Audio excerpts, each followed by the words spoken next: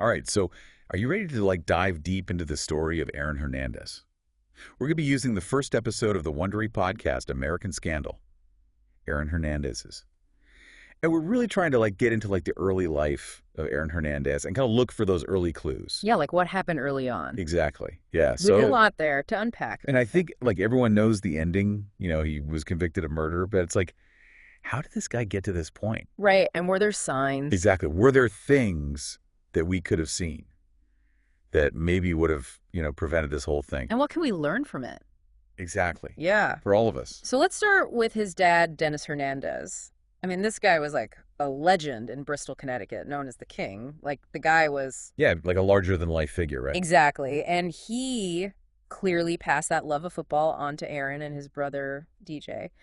But it seems like their upbringing was really intense. It was, Dennis, he pushed his sons relentlessly, especially Aaron, demanding excellence on the field. But he also had this reputation for harsh discipline and verbal abuse. So you have to wonder what kind of environment that created. Yeah, and if you're constantly trying to earn, the approval of someone who's also a source of, fear, that's got to have a lasting impact, right? Oh, absolutely. Especially when you're talking about a teenager trying to figure out who they are. Totally. And then on top of that, we also know that Aaron was struggling with his sexual identity, attracted to both men and women. But his father was openly homophobic. Right. So that creates this impossible situation for Aaron. It does. You can just imagine the internal conflict he must have felt, hiding such a fundamental part of himself. Yeah. And I think that's something that a lot of people can relate to, even if they haven't experienced that specific situation. Totally. And then, to add to the tragedy, when Aaron is just 16 years old, he loses his father suddenly. It's a devastating loss. It was. And at the funeral, surrounded by hundreds of people, Aaron makes this incredibly moving vow. Yeah. He basically promises to reach the NFL and win a Super Bowl to fulfill his father's dream. It's almost like he's taking on his father's legacy. Right.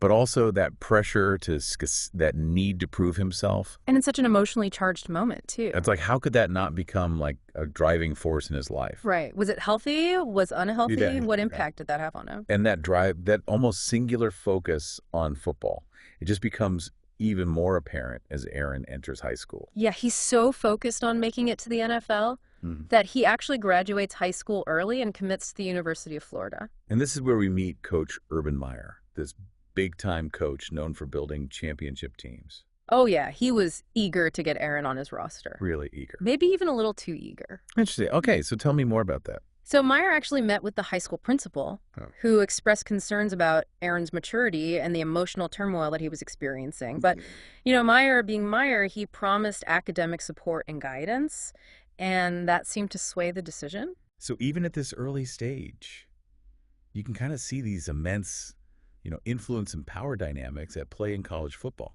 Yeah, winning trumps everything, right? It seems like it. Even the well-being of a young athlete. And it's not like things were stable at home either. His relationship with his mother really deteriorated after she started dating his cousin's husband.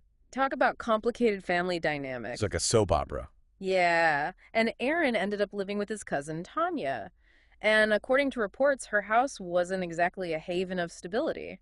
So you have Aaron already dealing with the loss of his father, a complicated family life, and now he's exposed to this world of street life and potential trouble. Right. And how did that affect his decision-making? Especially as he's trying to navigate the pressures of high school and this allure of football stardom. Yeah, it's a lot for a young person to handle. And then there's this incident in high school that's kind of chilling in retrospect. The concussion. Yeah, he suffers this brutal concussion during a game but refuses to come off the field. That tough guy mentality. Right, never show weakness. But it's incredibly dangerous.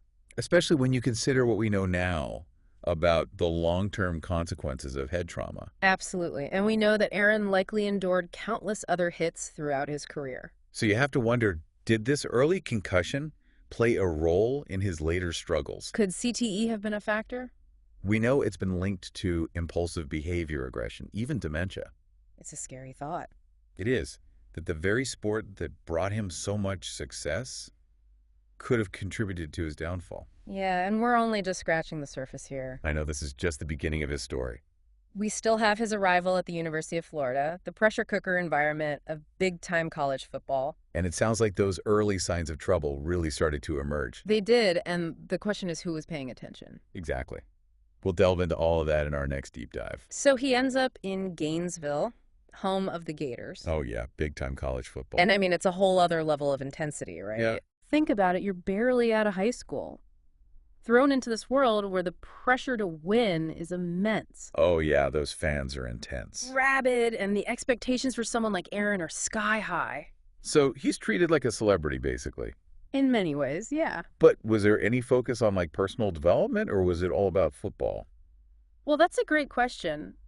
You know, his academic workload was light, which is not uncommon for star athletes, but you gotta wonder, was he really prepared for life beyond the game? Yeah, I mean, were they even thinking about that? It's like everyone's focused on his potential on the field, but maybe they missed the warning signs off the field. Like those incidents in Gainesville, right? The traffic violations. Yeah. The fight at the bar. Yeah, where he punched the manager. And you know, he always managed to avoid any serious consequences. Oh. He had Huntley Johnson, the team lawyer, on speed dial. Oh, yeah. He was known for getting players out of trouble. No matter the circumstances. So that must have created this sense of invincibility. For sure, if you feel like you're above the rules. Like you can get away with anything. That's a recipe for disaster. And then there's that shooting incident too, right? Oh, yeah, he was initially a suspect, but the charges were dropped. Yeah, It makes you wonder about the power and influence surrounding the program. Yeah, were they protecting him? It's a pattern we see all too often. Protect the star athlete, No matter what. even if it sends the wrong message. To everyone.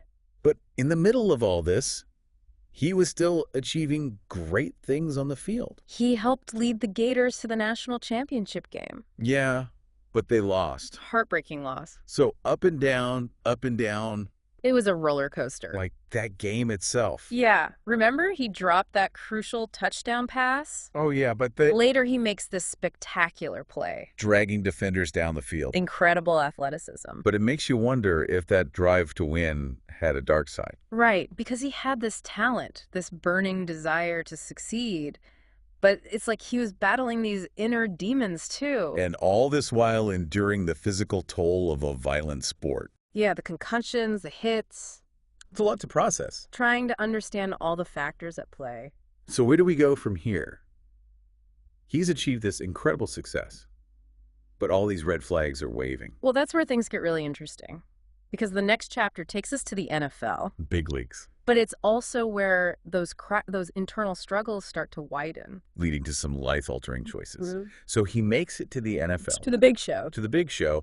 To the draft. Yeah, the NFL draft. I mean, what a spectacle. And after everything he'd been through, this must have felt like validation. I bet. But you know, it wasn't all smooth sailing. Oh, really? Yeah, he started slipping down the draft board. Why is that? Teams were hesitant to take a chance on him. Because of those red flags. Exactly. They were worried about his past.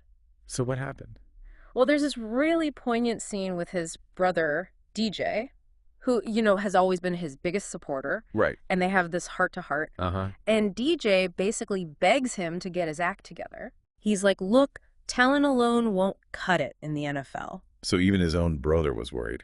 Yeah, I mean, he saw the potential for things to go wrong. But you got to imagine that pull of the NFL was still strong. Oh, yeah, this dream he'd been chasing since his father's death. Yeah, and then he gets the call. The New England Patriots. Wow, one of those successful franchises in history. Bill Belichick, you know, the whole thing. That's got to be a lot of pressure. Talk about intense. The Patriots are known for their demanding culture, right? Disciplined teamwork. It's a whole other level. So how did all that pressure, all that baggage affect him? Well, that's what we'll explore in our next deep dive. I can't wait. We'll get into his time with the Patriots. All the highs and lows. And those tragic events that led to his downfall. It's a story that just keeps unfolding. So we've seen how personal struggles, external pressures, maybe even physical trauma, all came together in this almost Shakespearean tragedy. It's a reminder that behind the fame and fortune, these athletes are human beings with their own vulnerabilities. And sometimes the weight of those vulnerabilities can be crushing. Especially with the pressure they face. It really makes you think, what if things had been different? What if someone had reached out? Offered him the support he needed? Those are the questions that linger. The what-ifs that haunt us. But as we continue to learn about Aaron's life, maybe we can better understand these complex forces. the forces that shape our destinies. The good, the bad, the tragic. It's all part of the human experience. Wow. That's a powerful thought. Thanks for joining me on this deep dive into the life of Aaron Hernandez. Be sure to tune in next time as we continue to unravel this complex and tragic story.